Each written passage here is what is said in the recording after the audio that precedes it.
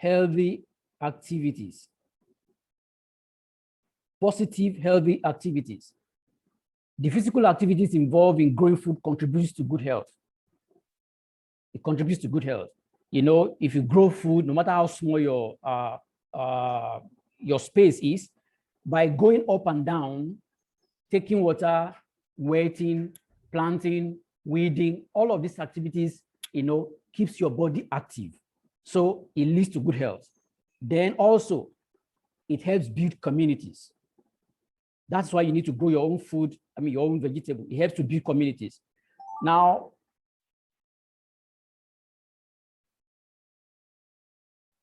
okay, just a minute, please.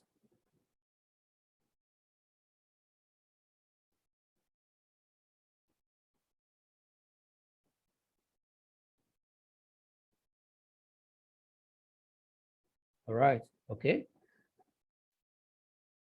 Just admitting some people. Okay.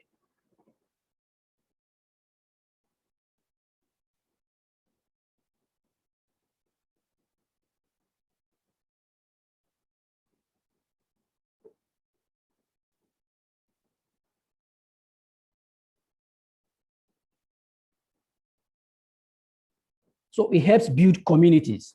Generally, food plays an important role in building and bonding community. Every culture has an attachment to food.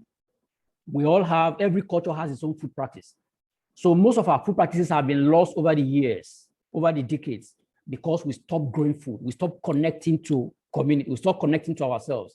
So by growing food, growing tomatoes and pepper at home, or growing food at home generally, what you are doing is you are helping to connect with other people. If you come to my space, for instance, and you see the things that I do, and I share some things with you, I give you some seeds or give you some seedlings or give you some fruits or vegetables. That's a connection. And that is what our forefathers were doing in those days. And my friends, it is very, very, it was a fantastic way of building community, because I remember sometimes, many years back, whenever I visit my grandma, she would tell me, go to so and so person's house, go and get me this, either one vegetable or something behind their compound. Some of them send their children to my grandmother's house to collect things. That is how communities are built. Today, most of us have walled ourselves in, we have fenced ourselves in, and we don't even grow anything. So we are not building, we don't even know our next door neighbor. By growing food, you are helping to share. For instance, where I live right now, most of the people around me have started growing food because I encourage them to. I give them seedlings, I give them a seed. I give them things that I have. Start something, start growing something, and we share things that we have. That is how to build communities. And also, why do you need to grow food and vegetables?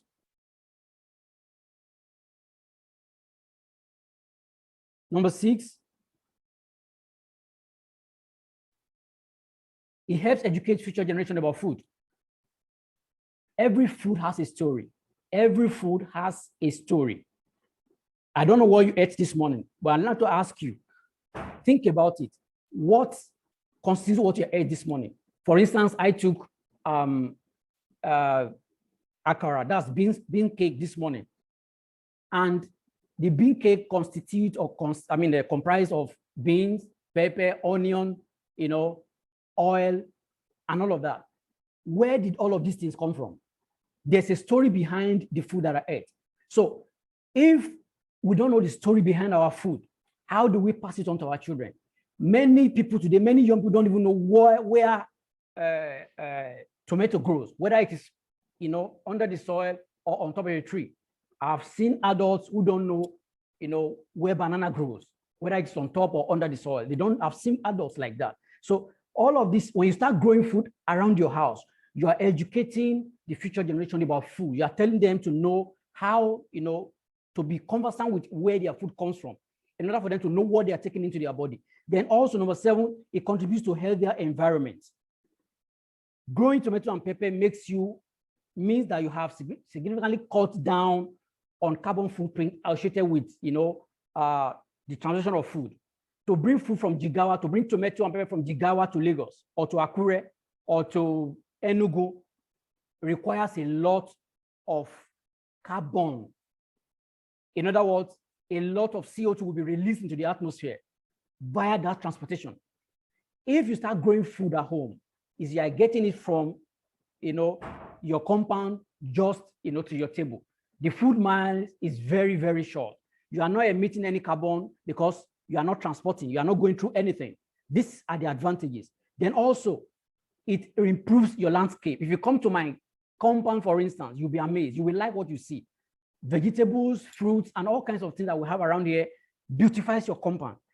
I know people who have terrace floors, and when they start putting in things into their terrace, onto their terrace floors, vegetables here, fruit on one corner, and raising a chicken in one corner, raising fish in one corner, everything becomes beautiful and becomes very attractive. They love going to their homes. Number 9, it reduces anxiety over food prices. Friends, one of the subtle causes of ill health in our society today is stress that is triggered by anxiety and worry, particularly over our basic physiological needs, the needs for shelter, the needs for food and clothing. The food prices are going up by the day, it's skyrocketing by the day. This leads to anxiety for many people. People go to the market with money, and they look at after buying whatever they need to buy, they check their pocket. They begin to ask and say, did I throw away money? Did anybody take money from me? Did I lose money? Because the cost of food is skyrocketing. So if you're not growing food around your urban space, particularly the things that you consume on a daily basis, what happens is that you're going to become anxious over the cost of food and the cost of items in the market. So we'll move on right now to knowing your tomato and pepper. Tomato and pepper come in different varieties, cultivars, shapes, colors, and sugar levels. Some of us don't know that there are blue tomatoes. Some of us don't know that there are orange peppers, yellow pepper, sweet peppers, and all of these. They come in different varieties. So we need to know, you need to understand, if you want to start growing, you need to know what you want to grow. Okay? Now, let me explain a bit. A variety is a group of plants within a species that has one or more distinguishing characteristics and usually produce true to seed. True to seed means that they produce just as their parent. They have the same genetic modification as their parent. In other words, if you take a seed of tomato, for instance, or pepper, and plant it, does it produce exactly the same way the parent plants did? So a variety actually, are plants that exist in nature. I will explain more on that. A cultivar, on the other hand, is a plant that is produced and maintained by seed breeders, but does not produce true to seed. In other words, it does not replicate what, the genetic trait of the parent plant. Cultivar simply means a cultivated variety. So it means that a cultivar is selected and cultivated by humans. Most cultivars today are developed by plant breeders, and they are called hybrids. For instance, there are so many tomatoes that we have around here today, so many peppers that we have around here today. Most of them are cultivars.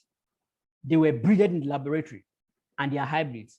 I am not saying that they are not okay, but they do not exist in nature. Humans created them.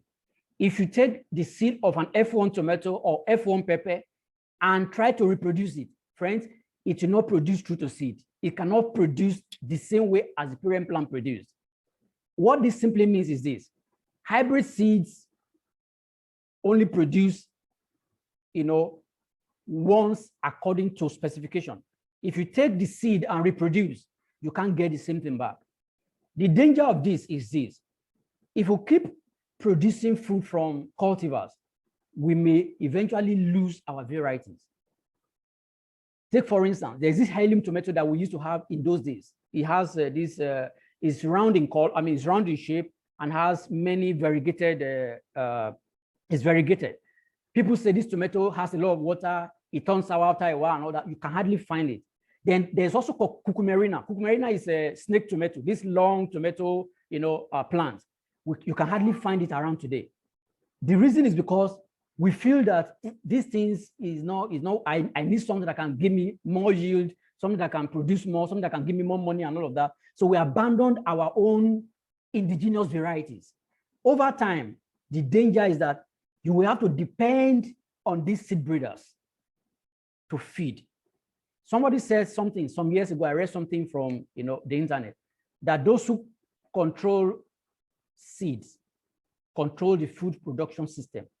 And those who control the food production system control the destiny of many people. During the Vietnam War, Americans said food is a weapon. A lot of people didn't understand what that statement means. Even today, we can still find that food is a weapon. It's a weapon of control. If you want to control any people, just determine what goes to them in terms of food supply. So cultivars are good. All these hybrid seeds are good. They produce more. They are resistant to pests and diseases, but they are not true to seed. I'm not saying don't grow them, but you need to understand the difference. In as much as you are growing them, try and save our indigenous seeds so that 15 years from now, 25 years from now, 50 years from now, our children will not depend on somebody in Indonesia or Thailand or US for seeds, for food, because that is what it means. If we're not producing our own, if we're not preserving our own indigenous seeds, then we're going to lose everything that we have. And we're going to keep depending on these people. So you need to know what you are growing. I am not saying it is not, hybrids are not okay. They are okay, they produce a lot. But then, as you grow them, I grow them, but by the side also, I save seeds all of the time. I save seeds from indigenous plants because I don't want to lose all of these things. I don't want my children to begin to look for seeds, tomorrow to grow food. So it is important that we understand these differences. So cultivar and species. So we move on now. Types of tomato. There are two main types of tomato: indeterminate varieties and also determinate varieties. Indeterminate varieties are also known as the tall varieties. They just, these produce single stem shoots. They grow very tall. And, when they start bringing out side shoots, the side shoots are usually pinched up or they are cut off. They grow very tall and they produce a lot of seed. They are usually trained up a trellis. They have to be trained up. That's what is mostly used in greenhouse, cultivation of tomato, indeterminate varieties of tomato. Then we also have the determinate varieties of tomato. These are the bush varieties. They don't grow very tall, but they grow very, they grow horizontally. They become like, bush, and they need to be supported either with cages, and stuff like that. So you need to know these two varieties in growing tomatoes. So let's move on now. What are the requirements for growing tomato and pepper at home? Number one, desire and willingness to learn. This is very important. And the reason I'm saying it is because without a desire to grow your own food, coupled with a goal in view, the temporary setback and challenges of gardening will make you quit. That's just the truth. I'm not going to tell you that farming or gardening is easy. No, it is not. It's not a walk in the park.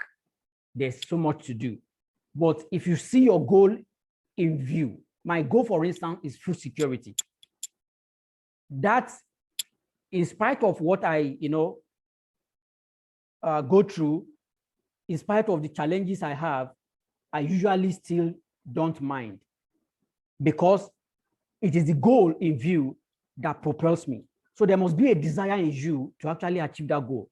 I don't know what goal you have. I don't know why you joined this meeting, but I believe for most of us who are here this evening, it is because you want to start growing something in your urban space. Then the willingness to learn. See, you will only make excuses and telling yourself that certain things cannot be done because you are not willing to learn. Nothing is actually impossible. When you have that willingness to learn, you can grow quite a lot of stuff. You can do a lot of stuff. So the number one requirement for me, and I think for you too, is that desire and willingness to learn. If you are willing to learn, you can do quite a lot. Then number two, if you want to start growing, tomato and pepper in your space, you need land or space. I tell people today, if you have land, beautiful. If you do not have, you will have what is called space. All of us, and let me not say all of us, most of us have spaces. And the way gardening is going, you don't really need the land. What you need is space. So with space, you can do quite a lot, really. You can do. Whether your space is, tiled or terrazzo or tarred, it doesn't matter. whatever space you have, you can grow food, on it. And there are many innovative ways of growing food with limited spaces, and that is urban gardening. Number 3, you need water. To grow tomatoes and pepper, you need water. Tomato is 94% water, while pepper is about 80 to 90% water. So you can't depend on rain-fed agriculture anymore. Those days are gone. You need, a substantial amount of water in your environment, depending on what you want to do to be able to grow food.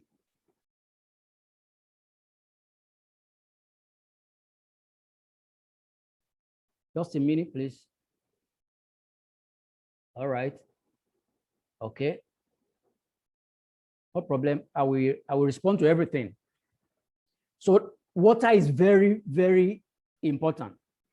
Although the amount of water this plant needs depends on the plant, it depends on the temperature, it depends on where you live, it depends on the growing environment, whether you are growing on land or directly, or you are growing in bags or growing in containers. So the amount of water you need, will vary, but you need water. You can't depend on rain anymore. That's the truth. Totally on rain. Let me put it that way. You can't depend totally on rain to grow food anymore. The number 4, you need sunlight. Most vegetables, tomato and pepper inclusive, require at least 6 to 8 hours of sunlight per day. So you need to begin to observe your environment right now, to begin to look at it. Where can I get 6 to 8 hours of sunlight in my compound, in my space? Please, very important.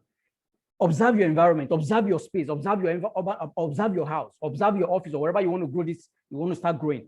Look at where do we get 6 to 8 hours of sunlight per day. You need these crops require sunlight. Number 5, shade. We live in the tropics. I know there are people listening to me right now that lives, in the cold environments, UK and US. For those of us who lives in the tropics, you need to provide a level of minimal shade minimal shade for your tomato and pepper, because for various reasons. Number 1, it serves dual purpose. It reduces transpiration, and that is the loss of water through the leaves. When too much heat or sunlight goes on these plants, it makes them lose water very fast, and that is not so healthy for them. Then secondly, it reduces evaporation. That's loss of water from the soil. If you provide a level of shade for your plants, then you can enjoy it. The water that you are providing for them can last longer, or can stay longer, with them. So it is important also. Then number 5, or number 6 rather, you also need action.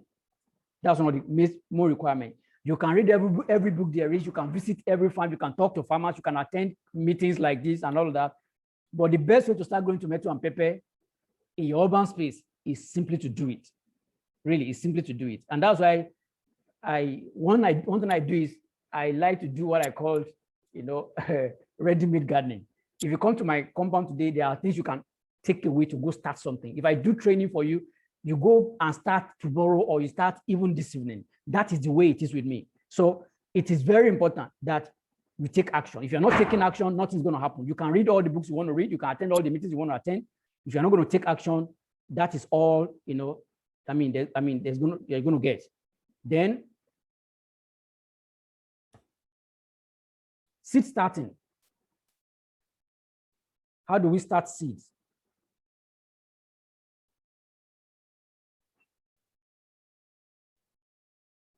Seed starting simply means seed sowing. There are 2 ways to start seed: direct sowing and nursery. The truth is that you cannot do direct sowing for tomatoes and pepper because of the small nature of these seeds. They are very small, and if you may not be able to monitor what becomes of them. The life of these plants begins in the nursery. What becomes of your plants ultimately will be in direct proportion to what happens to them at the nursery. So you can't start tomato and pepper directly on the field. I will not advise you to do that. You need to first raise them as seedling in the nursery and then transplant them to wherever you want them to be, either in the field or in your containers or whatever. What are the requirements for nursery? Number one, you need an area that is exposed to sunlight, and it is well aerated and protected from strong wind. If your nursery does not have adequate light, what will happen is that your plants are going to grow leggy. You can, if you see, look at this image here. These plants are looking for sunlight. That's why they are bending towards where light is coming from. If you start seedling in a shady or a shaded environment or in a room without adequate light, you are going to grow leggy seedlings. And leggy seedlings will not do well on the field. They have not started with, like an infant that is premature. You are going to have to need a lot of care to, make them become what you want them to become. So it is important that wherever you want to start seed should be an area that is exposed to sunlight and is well aerated. There's air there, and it's also protected from strong winds. Then secondly, what you need is you need a seedling trays. If you don't have this, of course, you can grow, you can start it, you can use, you can improvise. What I mean by that is, if you can get a plastic jerry can, you can cut it into 2 equal halves and put some holes underneath it.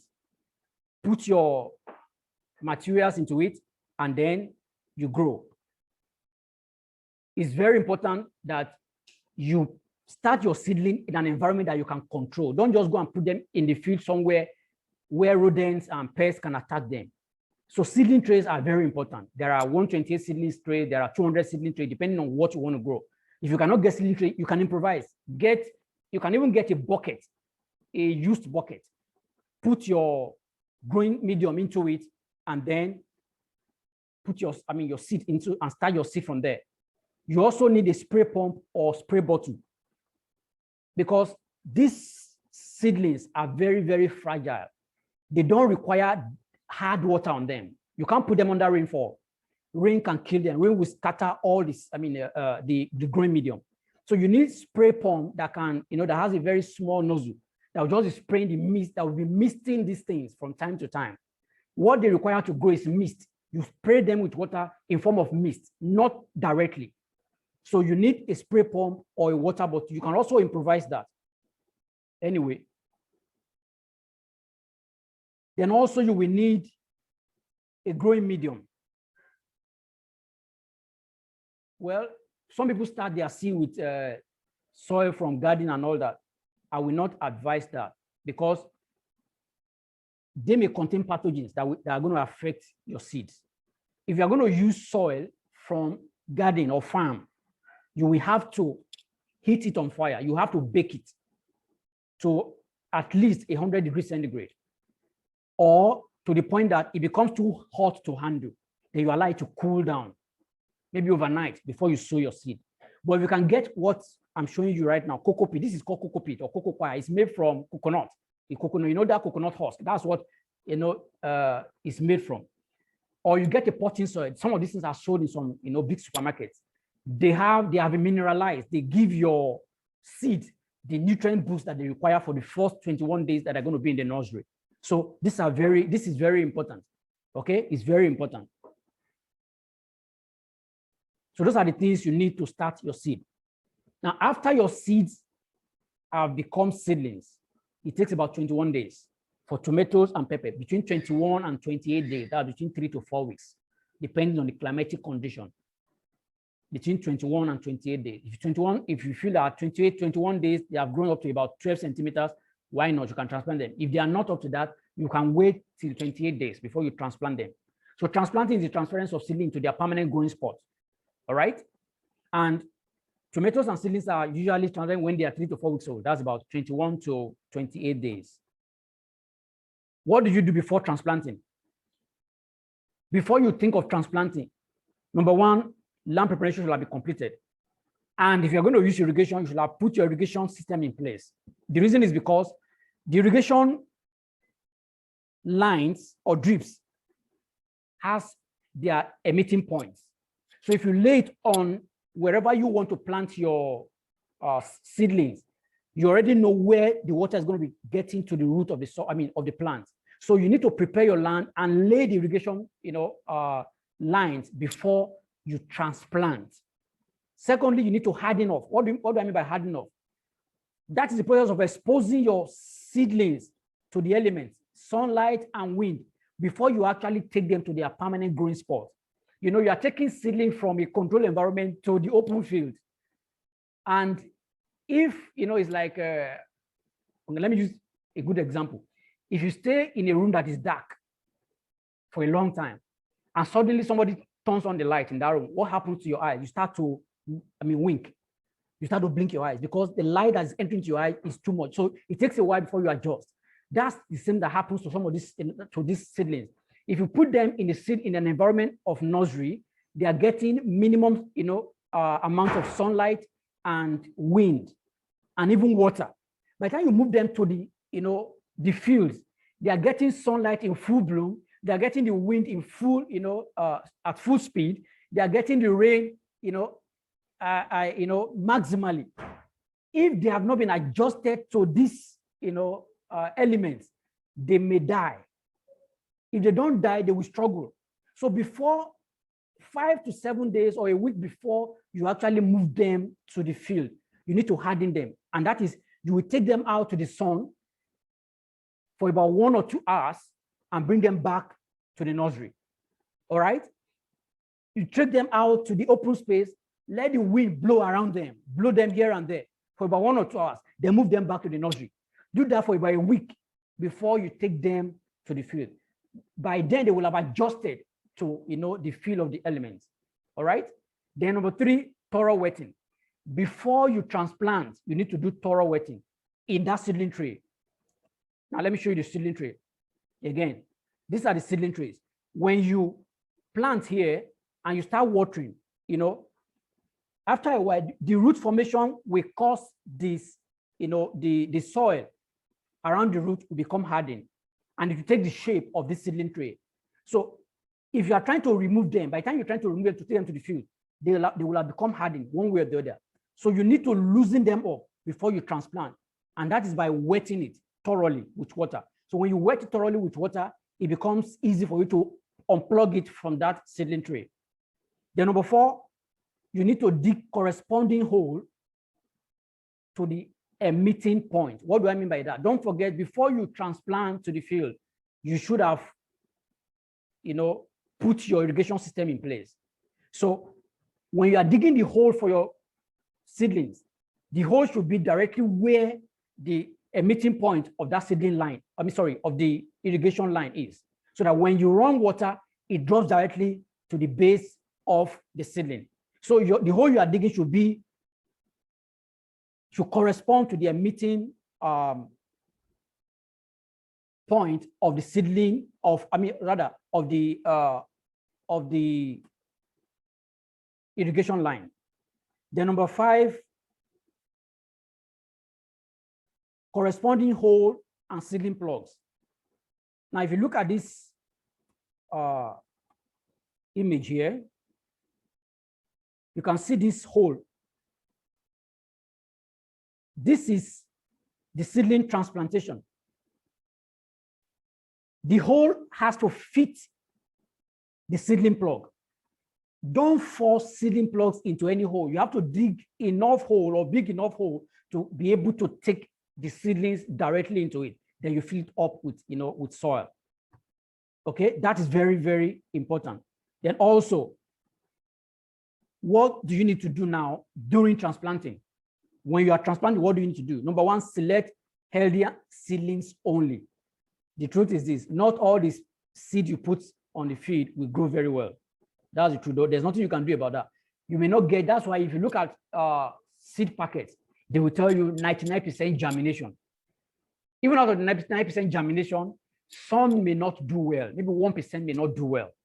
So select only the healthy seedlings. Don't go and don't say, well, I don't want to lose my seedlings, I just have to put it on the field. No, it's not going to give you, a healthy plant. Then secondly, transplant in the evening or when it is cool or on a cloudy day, when rain falls or after a raining period, you can transplant.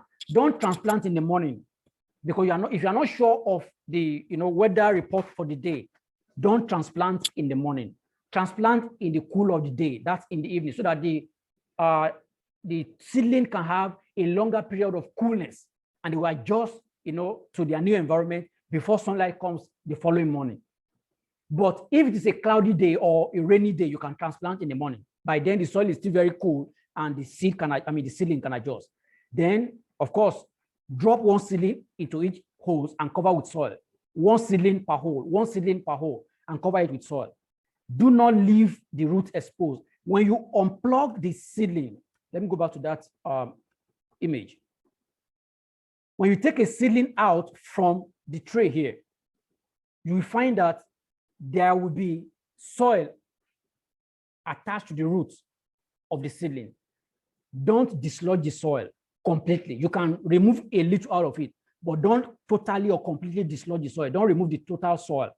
Let there be a little soil around the seedling. Then when you put it in the hole, cover it up gently and press gently and allow the soil to gather around the base of the seedling. Tap it gently to make it firm into the soil. It has to be firm into the soil. There's nothing wrong in tapping it and making it firm in the soil. Then what do you do after transplanting?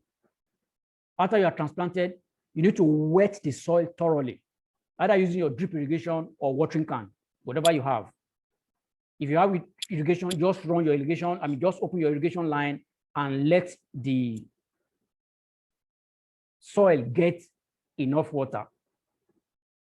But as much as possible, avoid water touching the leaves every time you wet, particularly for those of us who will be using watering can. Tomato does not like it doesn't like water touching the leaves. That is where disease starts growing from. Early blight and late blight diseases often start with tomato getting a lot of water on the leaves. Now you may ask, what about if rain falls? Of course, if rain falls, the tomato leaves will get water on it. But the truth is that they don't like it. Tomato does not like water touching the leaves. And that is why there are preventive measures. I'm going to get to that shortly, if we can get to that this evening, on how you can actually take care of that when you start getting a lot of water on the leaves of tomato.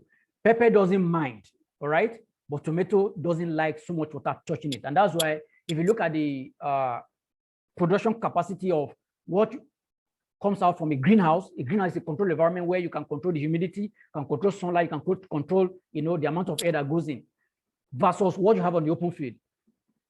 Greenhouse tomatoes or pepper produce more because it's a controlled environment. So as much as possible, try to reduce the amount of water that gets to the leaves of your tomato, okay? So those are the things you need to do before transplanting, during transplanting, and after transplanting. Now we'll move on to irrigation, very, very important. I said earlier on, one of the things you need to start growing tomato and pepper at home is water. Water. In my consulting for people who want to grow, start vegetable and start tomato and pepper, the first question I ask is, do you have a source of water, adequate source of water? If the answer is no, well, I won't discourage you, but I will say reduce your production. Because if you think you're going to be growing, I don't know how many you want to grow, and you don't have enough water, you have to go fetch water from somebody else's compound. You can't grow tomato and pepper in a way that you will like it. They will suffer. So you need adequate supply of water to tomatoes and pepper. They need it. So under irrigation or over irrigation will actually devastate the outcome of your tomato. If you underwet or underwater or overwater, there will be a problem. Too little water will bring about suboptimum yields. You cannot get what it will give to you. If you're expecting, maybe for instance, you are expecting, you're supposed to have 2 kilograms per stand of tomato. If it is underwater, you cannot get 2 kilograms. Maybe you'll be looking at a kilo or 500 grams. Then if water is not enough, there will be decrease in the photosynthetic rate. In other words, The plant will want to preserve the water that it has. So the leaves will fold up. It will close up. And when the leaves, don't forget that, you know, this is secondary school biology, photosynthesis. It happens through the, you know, the leaves of the plant taking sunlight and air from, taking the rays of the sunlight and converting it into food that it needs. If it is not getting enough water, it will close up the leaves and prevent the stomata from getting, you know, the sunlight that is required for it to grow, because it wants to conserve the water that it has. If the water you are giving to it is not enough. And what happened also is that if water is not enough, the production of flowers will be very, very slow or very, very low, or you may not even have flowers at all.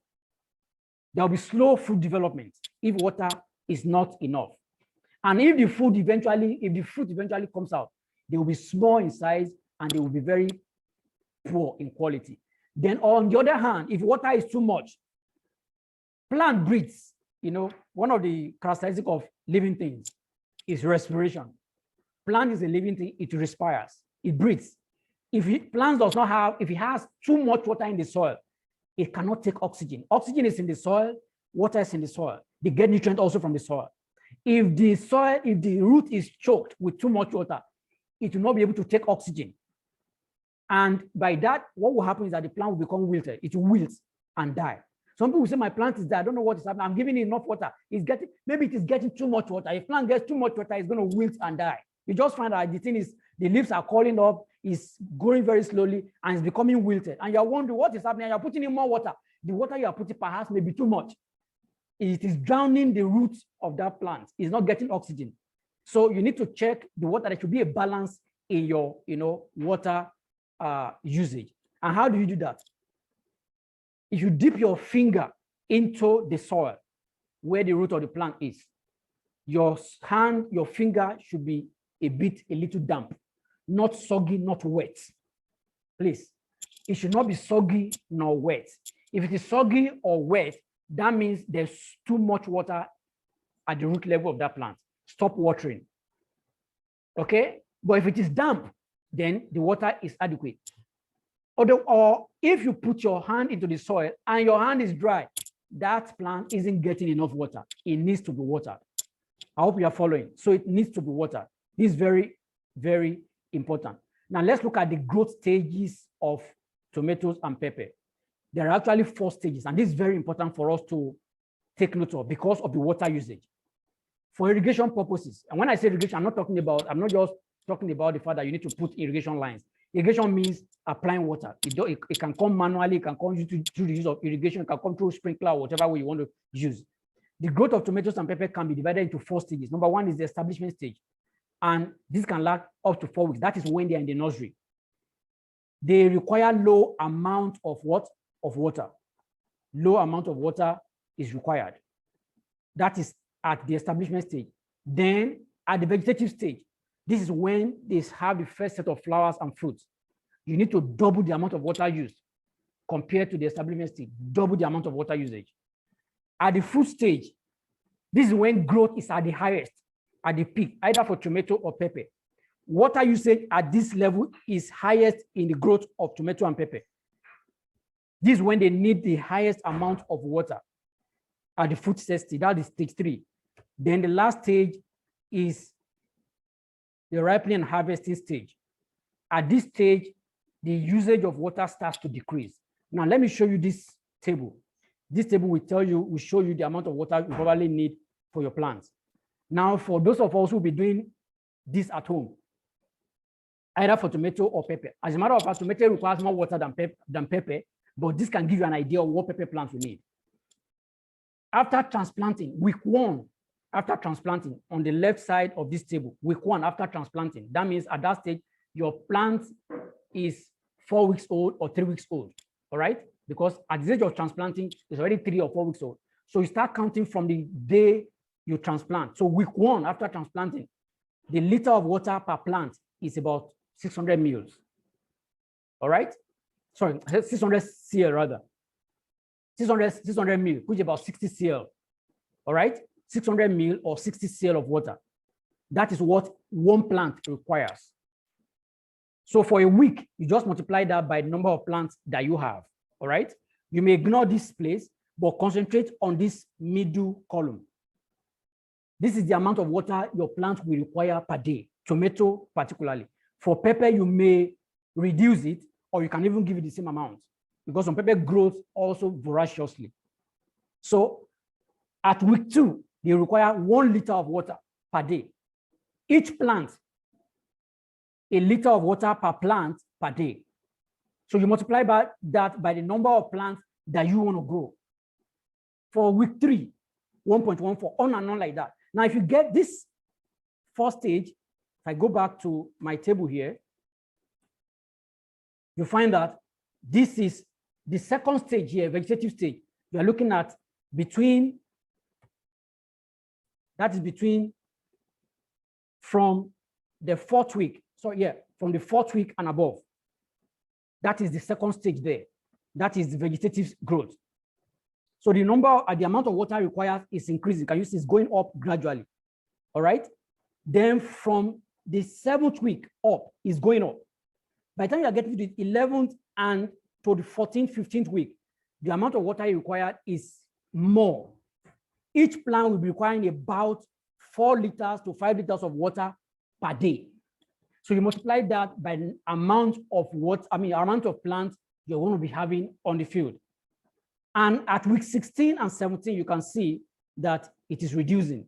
The water usage is already going down, all right, per plant. Because at that point in time, what you're having is already ripening and you're about to harvest. So you don't need to apply too much water at that point in time anymore.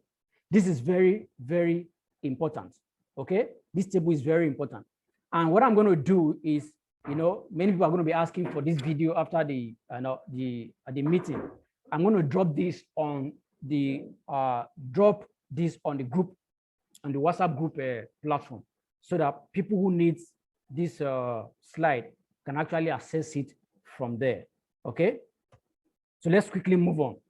Trellising and pruning. Trellising is done to prevent tomato plants from lodging. Lodging is, when these plants tomato and pepper start taking a lot of fruits, they become way down and they can start dragging on the floor.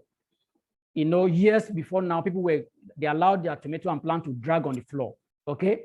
But friends, when you allow them to, the fruits to grow on the ground like that, to drag on the ground, you are encouraging infestation of disease, and you are encouraging attack by some pests like rodents and what have you. So you have to prevent the tomato from crawling on the floor. Tomatoes are crawlers, but you need to provide a trellis. A trellis, is a support that you give to this plant to be able to allow them to grow, vertically. All right. So there are different types of trellises. Number one, we have a single stake trellis. A single stake trellis is something that you have, something of this nature that you have here. You can see this on this diagram here. For each of the plants, you put, a stake down, and you tie the tomato plant or the pepper plant around that stake. Each plant will have its own stake. That is single stake, trellising. This is suitable for home garden, because for home garden, you may not have more than maybe 20 or 30 or even 50 stands of tomato. You may be able to provide stakes for that. But really, if you have anything beyond 20, you have to look for another means of trellising. Okay? But if you're having between 5 and 10, you can do single stake, trellising. You also have what is called the Spanish method. In this case, trellising is done by, you have you rear 2 poles at intervals of about 2 to 2.5 meters. That should be about 6 feet to 8 feet between the tomato stands. You rear 2 poles and you put a crossbar on top of the pole. A crossbar will be on top of the pole. So you tie, rope on the around the tomato plant, and you drag it up and tie it around the crossbar that you have on it. This is something of this nature. If you can see this, these are the ropes. Is tied to the tomato plant and is taken to this crossbar on top here. So you can, in between, if you have, for those who do commercial, commercial tomato production. Some of them do things like this. All right, they do something like this. There are other ways to do it too, which is also they tie ropes around it in a double manner. They put stake or 2 poles in between the plant, maybe about 5 or 6 plants. Then they tie ropes around these 2 stakes and put the tomato plant in between them and tie them up. So these are the kinds of way to put trellis for your tomato. Then we also have the cage method. That's a wooden cage or a steel cage is built to support your tomato plants. All right. This can be used for home garden too. You can see it here. The cage, is provided for your tomato plant. All right. It is important that you do trellis for your tomato. Then pruning. Pruning is important. When your tomato starts growing, and even pepper, they start producing shoots at the base at different sides. You need to prune. You need to reduce the amount of shoots they are bringing out. Number one is to allow air to be able to blow around the tomato. Because if the tomato plants are too choky, if the foliage is too much, it can breed disease very, very easily. So you reduce it by pruning down. You reduce pepper by pruning down. Don't mind the number of fruit you see or the flower you see on it. Don't mind that. If you don't prune them down, if disease attacks it, you're going to lose everything. So you have to prune them down, okay? Then also, nutrient requirements. Let's look at nutrient requirements. Fertilizers, either manure or synthetic fertilizers, play a remarkable role in the yield of tomato and pepper. A remarkable role. Without fertilization, you may not be able to get all there is from your tomato and pepper plants. There are organic fertilizers and there are inorganic, which are called synthetic fertilizers, made from herbal process of crude oil extraction and refinement and all of that. That gives us NPK. I'm going to talk about that. Nutrients for tomato and pepper are divided into 2, micronutrients and macronutrients. The macronutrients are the most important nutrients required by fertilizers, or by fertilizers, and they are usually required in large quantity. The macronutrients are required in large quantity. They are the major or the main nutrient that these plants need. They are nitrogen, phosphorus, and potassium, otherwise known as NPK. Now, when people hear NPK, their mind just goes to inorganic fertilizers, synthetic fertilizers. No, there are organic fertilizers that every fertilizer contains all of this because they are the major nutrients that every plant needs. The macronutrients that every plant needs. So when you hear NPK, don't let your mind just drift towards synthetic fertilizers only. No. There are also NPK in organic fertilizers. All right? They are the macronutrients that every plant needs to succeed or to produce optimally. Then we also have the micronutrients. These are required in small quantities, and they are essential to the growth and development of tomato and pepper plants. They include calcium, magnesium, iron, manganese, boron, copper, zinc, sulfur, molybdenum, and even chlorine. But chlorine should be minimal because except we are getting chlorine from a natural source, chlorine from synthetic sources actually affects the soil. It hardens the soil over time. And hardening of soil prevents certain nutrient absorption by plants, okay? So you need to be very careful with chlorine use in nutrients. So these are the basic nutrients that tomato and pepper need: micronutrients and macronutrients, the NPK fertilizers, and this, the other micronutrients that are required in smaller quantities. Now, these fertilizers are needed across the 3 stages of growth for the tomato plant: the vegetative stage, the fruit setting stage, and also the ripening stage. they require them at all of these stages. At the vegetative stage, which is between 0 to 6 weeks, they require a high level of nitrogen compared to other nutrients because they need to grow the plant tissues, they need to develop foliage. Foliage means the leaves. The leaves are what encourage photosynthesis. And by that, if photosynthetic rate increases, the plant will grow very vigorously at the early stage. So plants, tomato and pepper at the vegetative stage require a lot of nitrogen beyond every other nutrients. Okay, so at this stage, they require more nutrients, they require more nitrogen beyond any other nutrient. They are the flowering stage. This is the stage where tomato flowers emerge. It's usually between 6 to 12 weeks after transplanting. Okay. At this stage, plants require a high amount of potassium to aid turgidity and hasten fruit. Potassium, is what enables flowering and fruiting in plants, potassium. And that is why you see potassium fertilizers.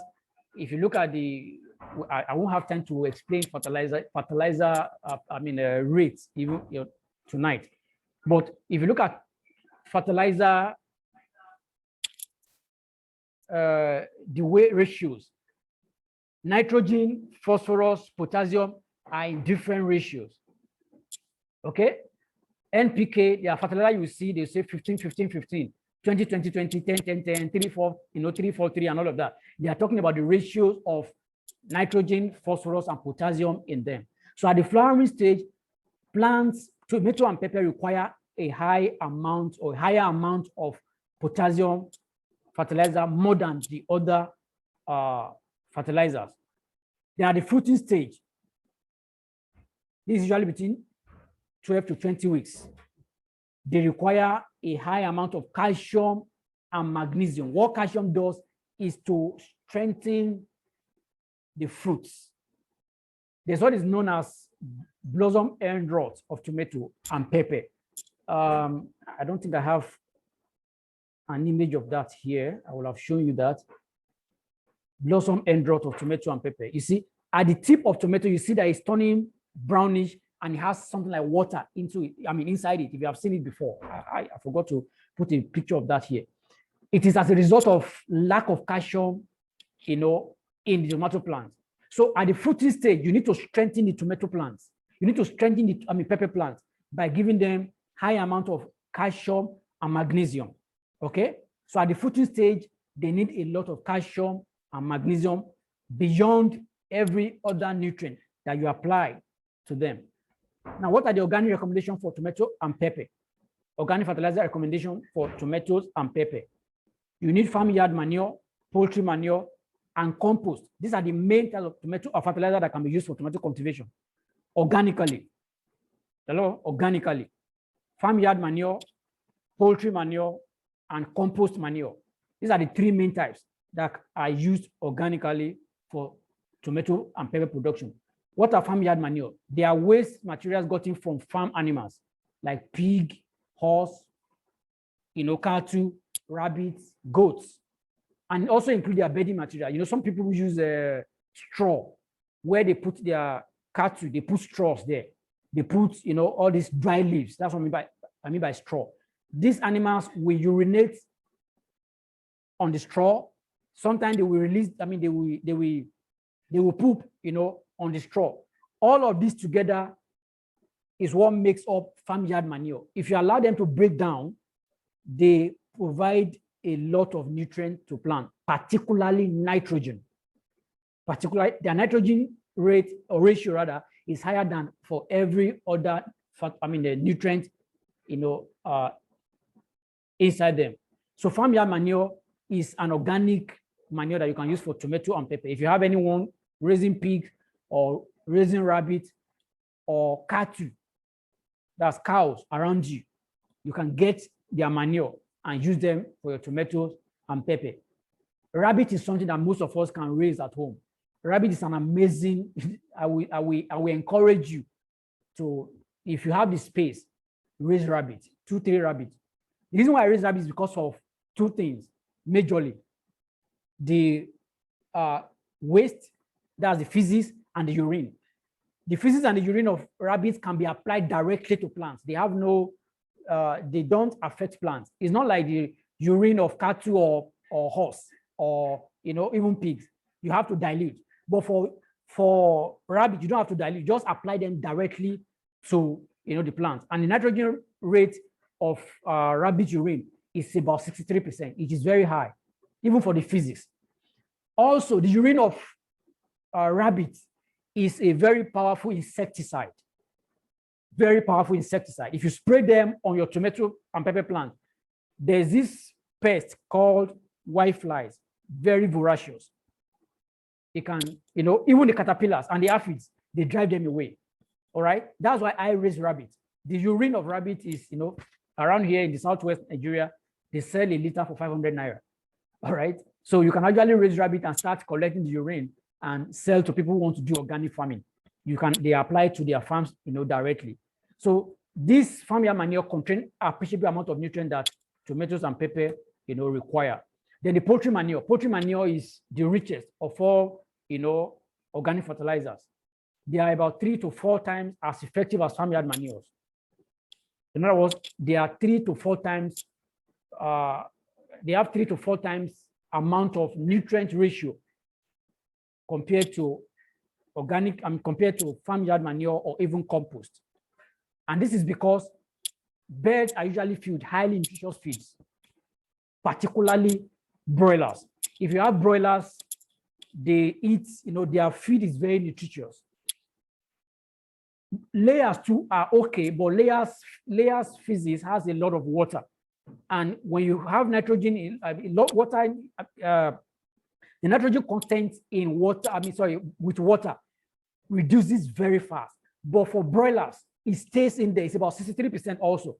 It can stay for a longer period of time, even if exposed to air. So I will also encourage you to raise birds at home. Raise 2 or 3 chickens, raise 5 chickens if you can. If you have the space, put them there, give them food. For instance, I raise chicken also, and I have over 25 of them. But the ones that I eat them from time to time, I have 2 layers and I have some noilers that lay eggs.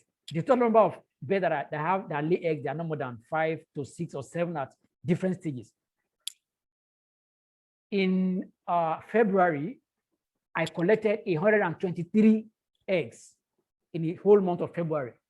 In March, I collected 119. This is April. As of today, I recorded about 98 eggs, all right? And the month has not ended. In other words, I'm not buying eggs. And moreover, I use their manure for the garden, okay? So these are the advantages of, you know, these things that our grandfathers, our forefathers used to do in those days. I have the chicken for meat. I have it to provide manure for me. They provide eggs for me. So they are multi-purpose, all right? We can do that at the back of our house. So this manure is best for tomatoes and pepper. And for those who even do commercial tomato and pepper production, they look for poultry manure.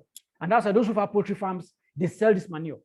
I think they sell 300 naira per bag of about 25 kilos or thereabout. 300 naira, 400 naira, 500 naira in some places, okay? So poultry manure is very essential. You may not need to buy if you can raise, you know, chicken at the back of your house. Let me quickly move on. Then compost. Compost is also a rich source of natural fertilizer. It is usually gotten from household or municipal waste from the environment. I will encourage you to do compost. I do composting at home. It's not something I can talk about now. Subsequently, I will do maybe another meeting on how to do compost. In my kitchen, I have 2 waste bins, one for biodegradables, one for non-biodegradables. The non-biodegradables are the ones I give to waste management people. The biodegradables go into my compost pile, all right? I compost every waste in my compound. If I weed, I put them into a place, I pile them down, I put manure into them, and I allow them to break down for about 30 days. I apply them back into the soil. This provides a lot of nitrogen, phosphorus, and some other micronutrients to plants. I don't have to use inorganic fertilizers. So this also is good. Compost manure is good for your tomatoes and pepper. In as much as you are doing something, you know, around your house for urban production. You may not be able to do compost for a large you know, for for commercial production, it is quite is Herculean. I mean, yes, it is an Herculean task. You may not think about that, but if you are doing home, gardening, of course you'll be able to do compost. Then eggshell is very rich in calcium and other elements such as magnesium and phosphorus, and it is used, like I told you earlier on, it is used to strengthen the fruit and the stem of tomato and pepper plants to prevent blossom end rot. Now, aside the fact that I get meat from my chicken, I get manure from them, the eggshells that I take from the eggs, I don't throw away. Eggshells are gold in my house. I take the eggshells, wash them, dry them, sun dry, okay? Then break it down and blend it in my blender.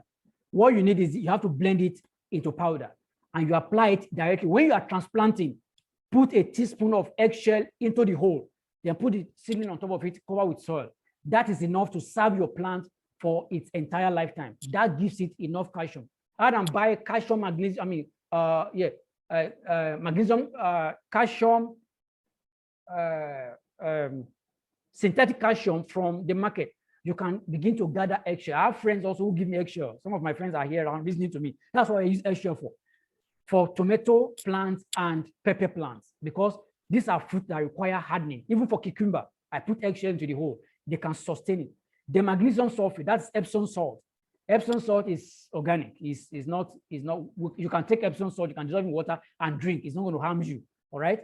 I also apply Epsom salt to my tomatoes and pepper. They need it. For those who do hydroponics, they will tell you you have to add Epsom salt to calcium nitrate and the master blend to be able to have a combination that will give you the required nutrients that you require. That you need. So magnesium sulfate, Epsom salt, it is sold in supermarkets. So it's sold in pharmacies. You can get it, and you can apply by dissolving in water and spray, on the foliage of the plant. That's foliar fertilization.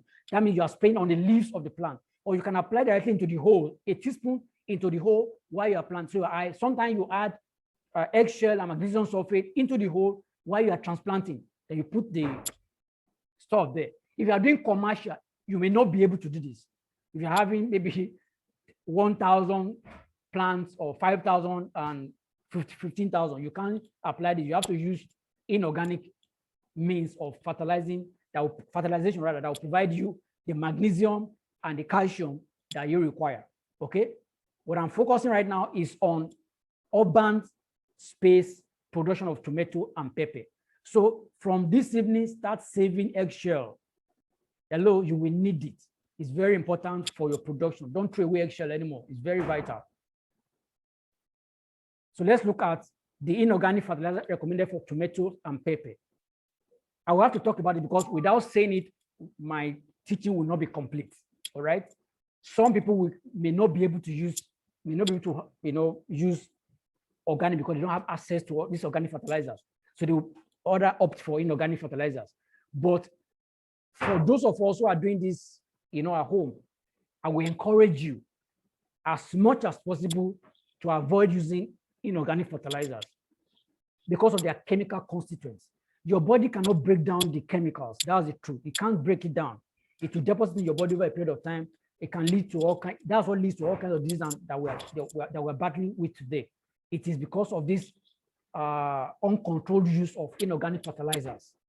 Many people growing tomatoes and pepper, I'm talking as somebody who is on the field, don't even know, they have not learned anything. All they are after is money. So they saw somebody growing tomato and pepper, having 5,000 stands of tomato and pepper, is bringing it, 100 crates per week, and they want to grow. So they have not gotten enough knowledge. They just go and do one crash course somewhere, and they apply these things, in such a way that is not good for human health and for the environment.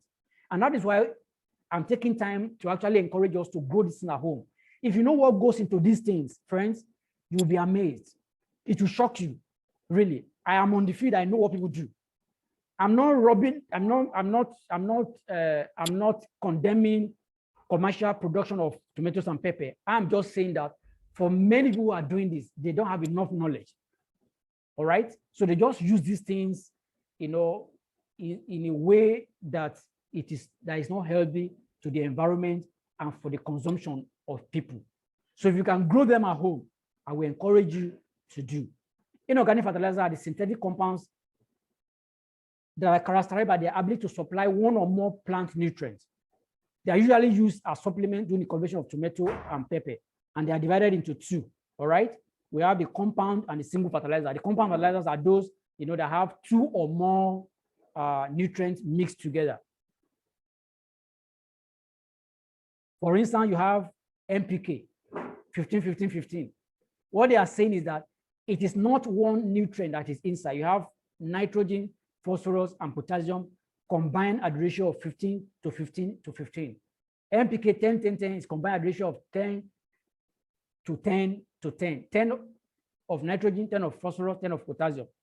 There is 10, 20, 20, 20. There is 10, 20, there is 20, 10, 10. All right? These are the compound fertilizers. Then there are the single fertilizers also. These are the type that supply just one nutrient. They are usually used to correct deficiencies, in a particular, of nutrient in plants. They are used to correct particular nutrient deficiency. For instance, you say calcium is deficient. You don't go and buy NPK. All right, you get CalMag, calcium, magnesium. You apply. Those are single fertilizers. So these are the type of fertilizers that are used for inorganic production. Examples of nitrogen fertilizer supplement for tomato and pepper. Urea contains 46% nitrogen. Ammonium nitrate, 33%, calcium nitrate, 15%, sodium nitrate, 15%. All of these are chemical fertilizers. These are the nitrogen supplement in these fertilizers. For phosphorus fertilizers, you have MAP. They call it MAP, monoammonium phosphate, usually called MAP. It contains 48% phosphorus. Or you also have DAP, diammonium phosphate. It is 53% phosphorus. Okay? These are single-use fertilizers. If you feel that your tomato is lacking phosphorus or pepper is lacking phosphorus, you can use just MAP or DAP to make up for that nutrient deficiency. If you think it is lacking in nitrogen, you can use urea, you can use ammonium nitrate, you can use calcium nitrate or sodium nitrate. This provides just the nitrogen required for your plant at that particular point in time. These are single-use fertilizers. Then we also have the potassium fertilizer supplements.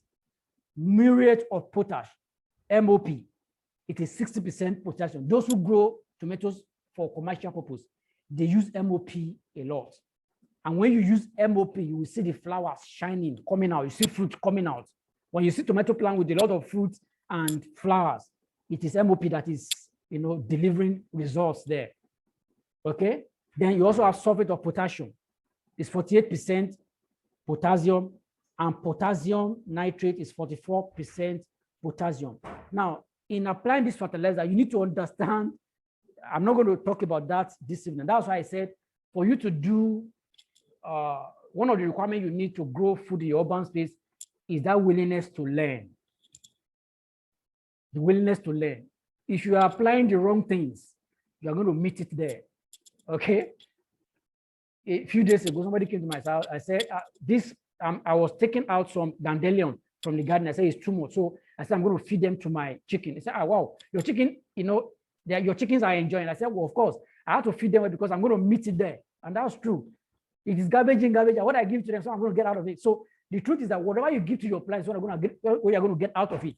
So if you don't understand how to mix fertilizers, you need to learn how to do it, please. Particularly for those who want to use inorganic fertilizers. It is very, very important. Very, very important. Okay, very, very important.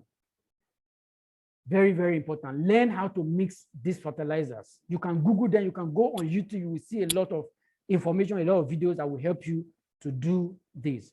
I'm rounding up now, for us to be able to take questions. I've not finished, this topic is not something you can cover in just 2 hours, but I've tried to give you the most important that you will need to actually start at home. So I think I'll have to give you time.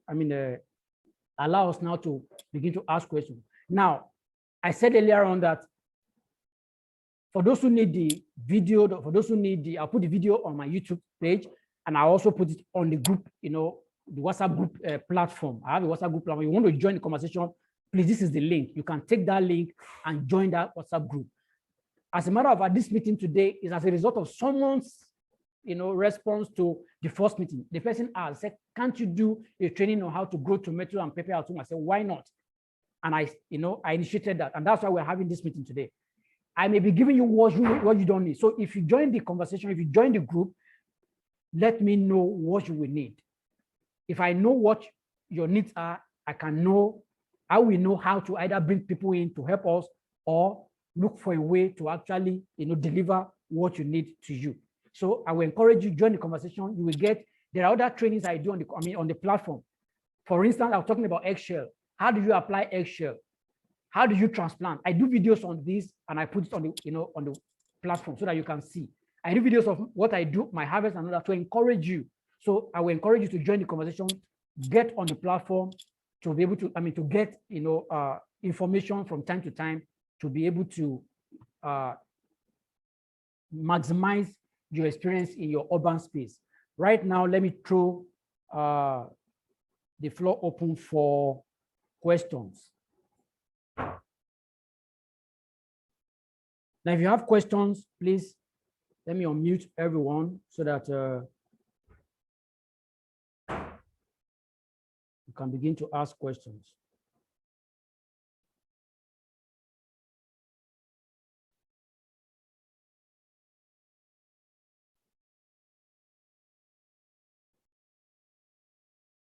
So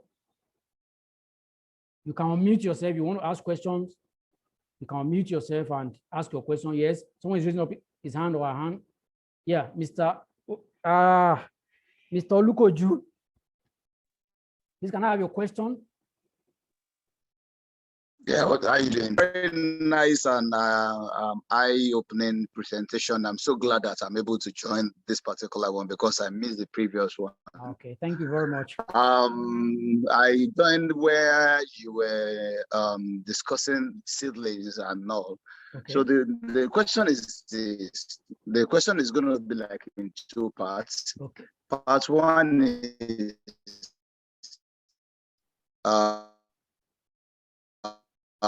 how do we even get seedlings for our urban garden? I have like almost like close which I actually I wanted to pick it was grow some plants and what have you. Okay. So the first question is how do you get seedlings or seeds? Okay. Seedling, that is one. Then number two is when you were talking about seedling, this thing is seeds. I mean, maybe I don't know, of course. Seeds actually. Yeah. So then number two, you were talking about seeds, especially I think you were talking about our history. Okay, our history, yeah, our indigenous seeds. Okay, yeah, okay, yeah. Seeds, the one that we have.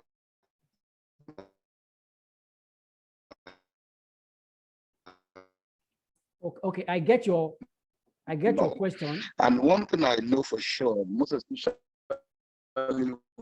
when we are opportune to visit other clients, and then we see, if you like to call it fruits now, as in the seeds. I mean, no, the fruits. Let me use the word fruit for them. For mint, the tomatoes, mango. Yeah. Okay, let me quickly answer the question you've raised, as I can get you. How do we get seedlings and seeds? Of course, to get seedlings you need seeds. Okay, to get seedlings you need seed.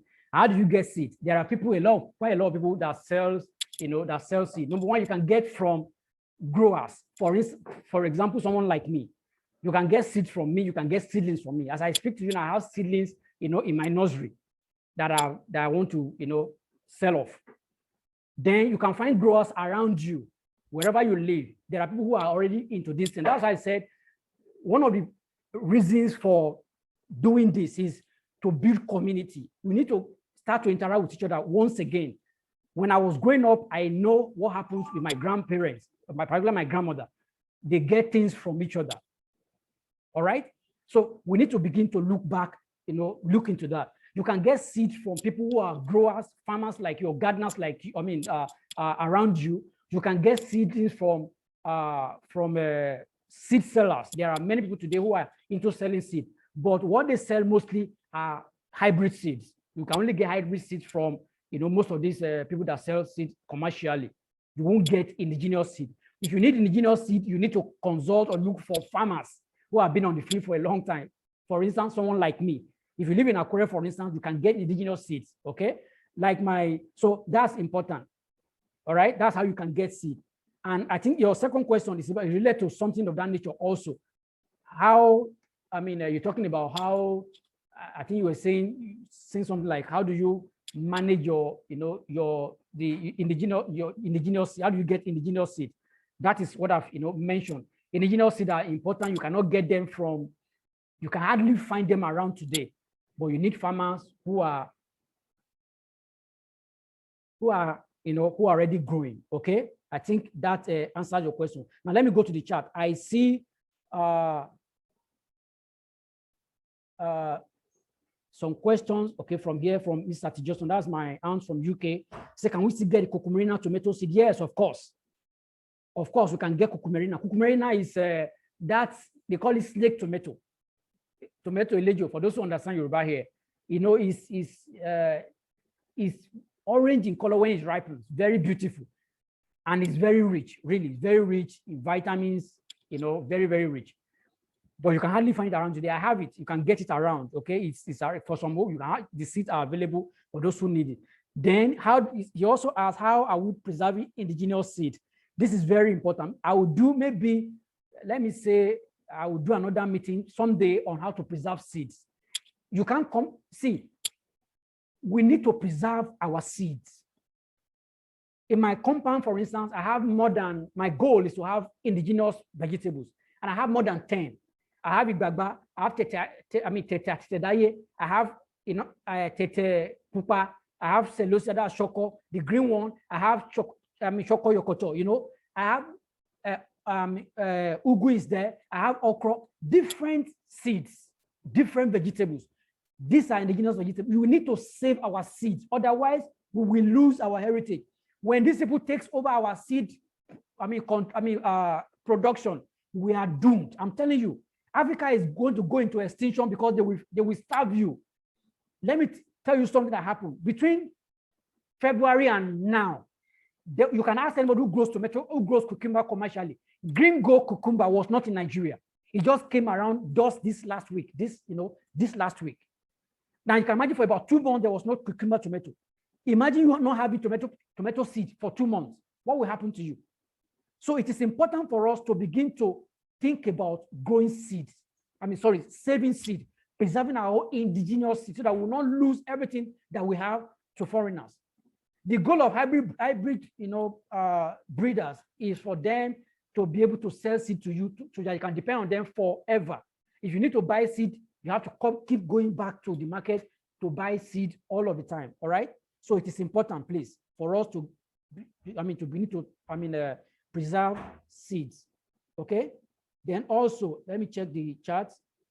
Somebody said, can we get ebolo seed? Yes, you can get ebolo seed. I have ebolo at home in my house here. Ebolo is, I think is Mr. Tijoson also asking that question. So these are indigenous seed, right? These are indigenous seed. Any other question, please? Does anybody have any other question? Let me check the charts. If you cannot ask verbally or ask vocally, you can please drop it in the chat room. Questions.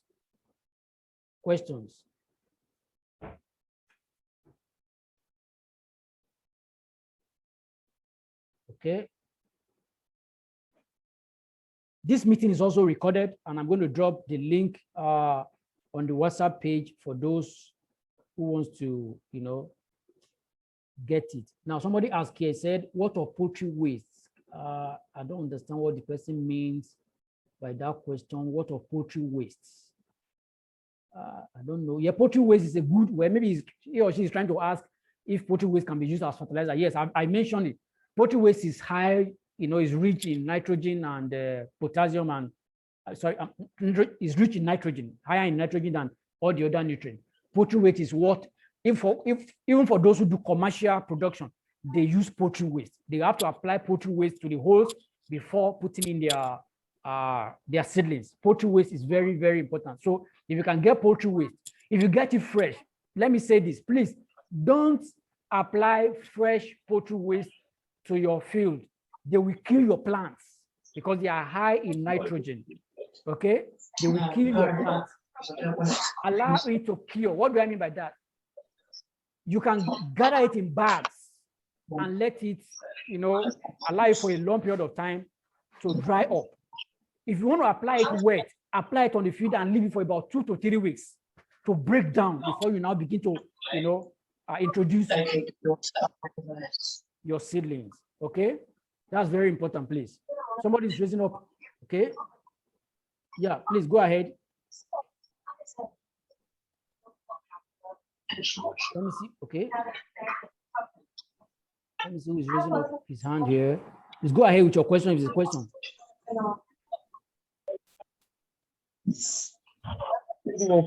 Yeah, you're welcome. Yes, sir. It's a very insightful session today. I'm glad I actually joined. Very, very insightful. You're welcome. So we have some of our members for young entrepreneurs. Okay. So we are based in Ibadan. Okay. Yeah. So currently now we have a project run by a few of us on organic tomatoes. Okay. We are doing it in a greenhouse. The greenhouse. Okay. Yes. Okay. So we've seen some additions, some large things that we need to put into place already. You understand? So my question about today is about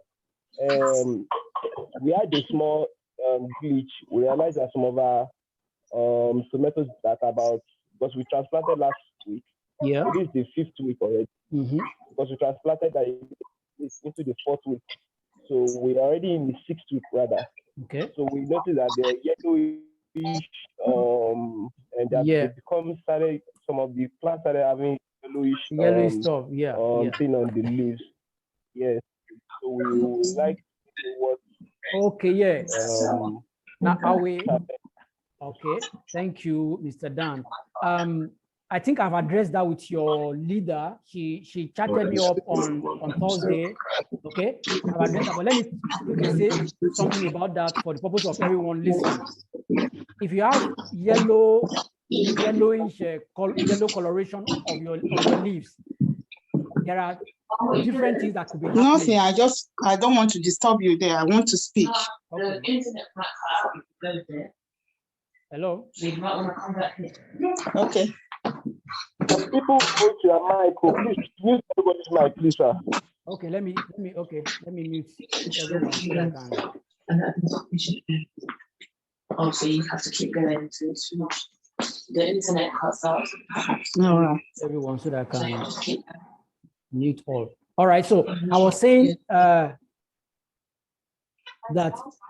for tomato coloration, all right, that yellow coloration, for the purpose of everyone, there are many things that lead to that. It could be number one as a result of lack of nitrogen. But you said that the plant is a few weeks old. I've addressed that issue with your leader, really. The issue you have there isn't nitrogen, is not nitrogen deficiency. It's a result of what happened at the nursery, okay? You did not use cocoa peat. You used ordinary soil to raise the stuff, and maybe they were not getting enough because the way they look like they didn't get enough sunlight, from the nursery. If you have yellow coloration, it could be as a result of lack of nitrogen, one. It could also be as a result of over-fertilization. Over-fertilization can lead to, over-fertilization can lead to, yellow coloration in tomato or even pepper plant, okay? If you add too much fertilizer, In as much as plants require these nutrients, too much of fertilizer will also reduce their growth. It will hinder their growth. It can lead to that yellow coloration. And what will happen is that the leaves will start coiling up, will start folding up, and it will bring about that yellow coloration. What you need to do is to water a lot, wet it a lot over a period of time to dissolve the fertilizer in that stuff. It's going to pick up. Stop fertilizing, it's going to pick up. If you use poultry manure, for instance, and the rate of application is higher than usual, that's why I said earlier on that you need to know what to apply. You need to know the ratio of what you apply on your field. Don't just gather things and say, I need to put fertilizer so that it can grow very well. No, you need to know the ratio of what you apply. If the manure is too much or fertilizer is too much, it's going to end up having yellowish coloration. Okay, so overwatering can lead to it, underwatering can lead to it, overfertilization can lead to it. So in this case now you have to troubleshoot which is which. I've seen the picture that your leader sent, and I addressed that issue. So for all of us generally, if your plant is bringing a yellowish coloration, it could be maybe it's drying up. If it's drying up, it could be as a result of lack or insufficient water. It could also be as a result of pest attack. There are some pests that suck up the leaves, suck up the water from plants. Those piercing and sucking insects, for example, whiteflies, they can lead to that yellow coloration and they will dry up the whole plant. So you need to observe very well. That is why you need to, part of the thing you need to do for pest management is observation. Observe your plant, go into your plant. This morning I went to my tomato garden and I saw a very big caterpillar. It has through about 3 or 4 leaves. And I looked at the others, there was no caterpillar there. I just took the caterpillar and I killed it. That's one way. I don't have to spray anything. That's the beauty of organic, growing at home. I don't have to spray anything. I just took the caterpillar and I killed it. There are these small snails that crawl around. They will go at night, they will eat all the leaves of your pepper and all of that. Wake up, you can get there very early in the morning or before dawn. Check around, scout around, pick them up and kill them, or throw them away, or destroy them, or kill them somewhere, to continue to, erase them. Okay, you don't have to spray all of the time. So this is very important. All right, I hope that answers your question. Someone is raising his hand, please. You can drop your question also. Let me unmute.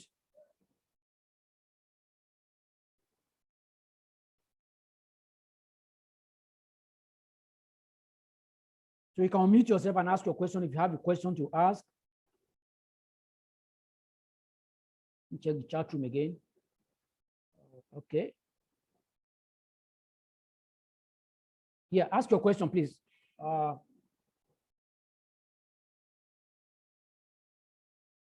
Someone is raising up his hand. You can ask your question, please.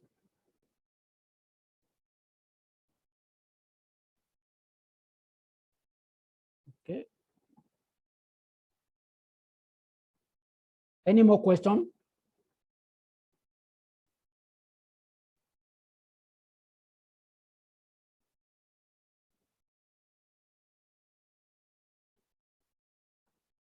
So I want to, in the absence of none, I will encourage you to begin to look inwards. Your space may be anything. It may be 2 by 4 feet. It may be 10 by 10 feet. It may be a whole plot of land. It may even be your balcony. You can grow food there. There are many innovative ways, to use today to grow some of this. You may not be able to grow as much as you need or require, but you can do so. You can start. One other thing you can do to grow food, if you don't have the space, is this. Encourage someone to do it. There are many people out there today that have lands. There could be land in your workplace. When I go to secretariat here, either the federal secretariat or the state secretariat, I see lands, fallow lands. You go to ministry and parasitas of organizations, you see, of a government, you will see lands everywhere, lying fallow, doing nothing. We can use these spaces to grow food. That is part of urban gardening. If there are land, empty spaces or empty land on your street, you can go find out who owns the place, talk to the land association or the chairman or whoever is in charge, let them lease the land to you. You can start growing. If you don't have the time, you can engage someone to do it. And let me say this, let me put this caveat. If you have servants at home, maybe you have a guard or you have a house help or something, do not, I want to beg you, don't enslave them. Don't say, well, I've gone to I've attended a seminar or a meeting and they have encouraged us to start growing food at home. So you are going to start growing food now. That is not part of his or her job, please. If you are going to engage them, you have to do it in love. I know what I'm saying. People just enforce things on their helps, because they feel, well, I'm paying you, so I can use you to do anything. Please don't do that. I beg you. It is not organic. That is not natural. It doesn't support nature. Don't force people to do what they don't want to do. You can encourage them and say, look, can we start growing something at home? There are ways you can go about that to encourage them to help you to grow things, around your house or, within the space around you.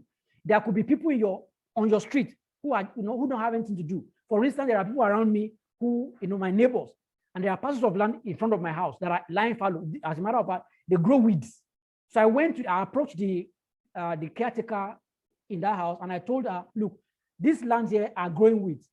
Can I use it? He said, let me talk to the owner of the house. I said, please talk to them. We want to use it. And in using it, I don't need the land, but my neighbor needs the land. And I took that place up. I hired somebody who cleared the place. We put ridges and all of those things there. I bought net. We netted the place. And I told the guy, look, I provided seed and everything that the guy needed. Let's start farming this place. And the guy is doing it. I said, it's not mine, it's yours. But you see, whenever he brings up stuff, he gives to me. That is how we can actually encourage ourselves to grow. All right? And there's a question here. Good. This is a good idea here from Mr. Johnson. Said, you have allotment groups so you can rent land. This is also very good. This may not be common here in Nigeria, but I am sure that if we do our due diligence, we can get. For instance, in my environment here, there are lands that are not occupied. What she's saying is that we can divide up lands. You get a portion of land, maybe one plot of land or two plots of land, and we put ourselves in a cluster, a group, and we divide this land amongst ourselves, and we grow different things on that land. By doing that, it is part of urban agriculture. It is part of supporting and building the community. It's part of community development. By doing that, we are actually encouraging ourselves. We're actually growing. We are working towards food security. So thank you very much, Ma, for that beautiful idea. Look around your environment. If there are lands that are lying fallow, approach the owner of the land, approach the land association and tell them you need this land. You may not be able to do it all alone. Get people around, with yourself and do it. If there are land that are terraced lands that don't have, soil, what you can do is put yourself together, put resources together and buy, topsoil. A load of topsoil, for instance, here in Akure where I live, is about 22,000 naira for, a tipper load of topsoil. 3 of you, 5 of you can buy that. You can share the money amongst yourself, buy that land, that load of, topsoil, and divide amongst yourself. You have started something. Okay? These are the ways to go about it. All of this leads towards community development. We cannot do these things all alone. This idea of Coco Jabele is me, myself, and my family, me, myself, and me alone. It can't work. It's not helping anybody. We have fenced ourselves in. We don't know what is happening in the next compound. Nobody cares about what is happening anymore. That is not community. Let's go back to where we were. Let's relate with others. Let's grow food. People come to my compound. They take what they need. I go to my friend's house. I take what I need. My friends here, the next compound to me here, saw that I was raising fish in a tank, very small tank. I raised about 200 catfish, and he was encouraged. He went to the back of his house. He dug, an earthen pond there. Last year, December, he brought some, fishes to me. I didn't have to buy that. Okay, that is community development. I give tomatoes, I give vegetables to others. I get some things from others. I have a friend in Akure here. Last week, I needed stevia. Stevia is a plant that gives you, that is 300 times sweeter than sugar. It's natural. Rather than consuming this, synthetic sugar, you can grow stevia plants. All right. I needed stevia plant, 3 stevia seedlings. And she told me she's going to sell it for, to me for 1,000 because we are friends. I said, okay, fine. I'm not going to give you cash. I'm going to do trade by barter. I have tomato seedlings. She told me already that she needed tomato seedlings. So what did I do? I converted the tomato seedlings into money. I gave her the seedlings. She gave me the stevia that I needed. What have we done? We have done an exchange and things were going on. So that is how to go about it. All right? It's very, very important. It's very, very important, please. These things are important for us to do. Let's go back to growing some of the things that want to grow. Now, my friend, he's here right now listening to me. He told me something about 2 weeks ago when we met. He said, what happened about 6 weeks ago when the Northerners blocked tomato from coming to the Southwest? He said the Southwestern people now, or the Southern people think that they have won. Hey, we have won them. We have, we overcome. He said, look, you don't know what they are planning. Now, I'm a Nigerian. I'm not trying to divide anyone now. But you see, those who have that kind of, you don't know what their agenda is, all right? You don't know what is in their mind. They may be looking for market somewhere else. What if they get market outside of the Southwest? What if they get market in Niger and Chad and all these places? They stop bringing their tomatoes to the South, onto the South. What will happen to you?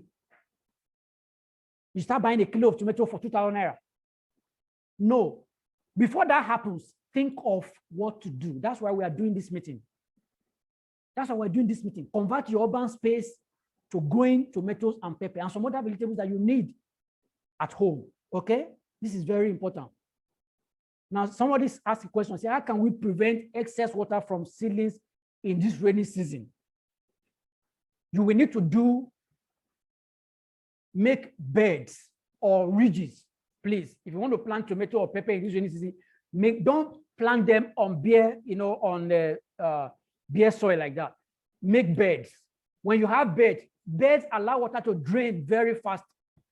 Beds, and it could be beds, it could be ridges, it could be heaps. This, mounds allow water to drain very fast from the roots of the plant so that they will not drown. Okay, that is how to go about it. Don't plant on, the flat soil like that. Don't plant on flat soil. Try and make heaps or ridges or beds to, grow your plant. That is very, very important, please. Okay. Our time is fast spent. If you have your question, you cannot ask, using this, please drop your chat here.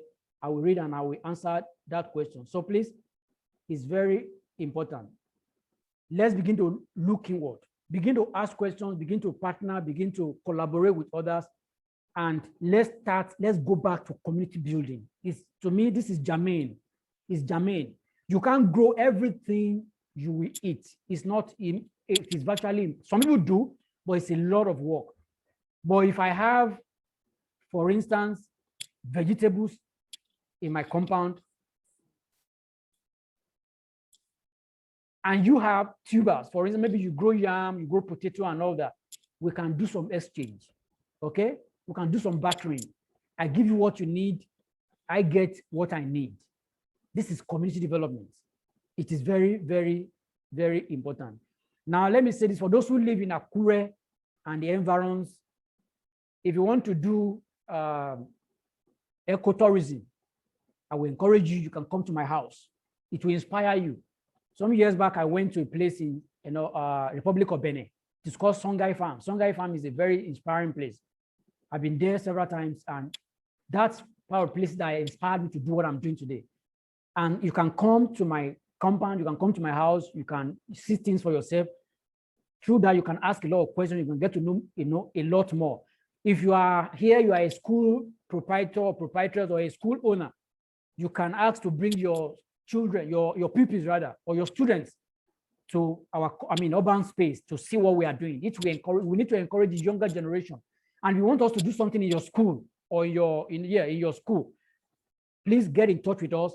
We will oblige you. We can come around. It doesn't matter what is in your school. It doesn't matter what space you have. There are many things you can do around your school to help these students and these pupils and students see that gardening is something that can be done irrespective of space, size, or location. So you can get in touch, and through my get in touch with me. You can visit my house or visit my urban space to see what is going on. You can encourage, you can invite me to your space to come and see what I can do there and all of that. We need to just engage and collaborate. If you also need seeds and seedlings, you can get in touch with me, either indigenous or hybrid. You can get in touch with me. I have all these things in stock from time to time. All right. On the WhatsApp page, I'm going to put in my pricing list there. You can see it. My goal is not just to make money. My goal is my goal is actually for us to get this message out. To get this message out, we need to do away with all these chemicals. I'm telling you, It is too much. It is just too much. We are taking an overdose of chemicals. I can assure you of that. I know what I'm saying. I'm a practitioner. I'm on the field. I know what is going on. We are taking overdose of chemicals. Let's cut them down. What do they call it? Average age of people in Nigeria, they say is between, for male it's about 52 years, for female it's about 54 years. Life, what they call it, life expectancy is too low. It's too low. People are coming down with all kinds of, chronic diseases. I'm not saying all of this can be traced to food, but friends, a higher percentage of it can be traced to what we eat. I've seen parents who go to buy food on the roadside daily for children who are going to school. That is not proper. That is not proper. Teach these children, cook for them at home. Please, don't feed your children with noodles. Noodles has nothing to give to them. Nothing. Processed food should be reduced significantly. They have nothing to offer. I'm telling you, they have nothing to offer. You cannot compare processed food with live foods. All right? Please, and the only way you can get live food is by either growing them or encouraging someone to grow them or working with someone who grows. You may not be able to grow, but do you encourage some farmers to grow? Help some farmers to grow and supply you food. And you pay them. There are many ways to do these things, okay? You can encourage some farmers to grow food and they supply you food and you pay for it, all right? There are many ways to do this. I want to encourage us to cut down on the additives, food additives that we consume. My aunt posted something about, MSG, Maggi. Many of us don't know the danger behind these MSGs. They are all monosodium glutamate. Either it is Maggi or no, or whatever you have it.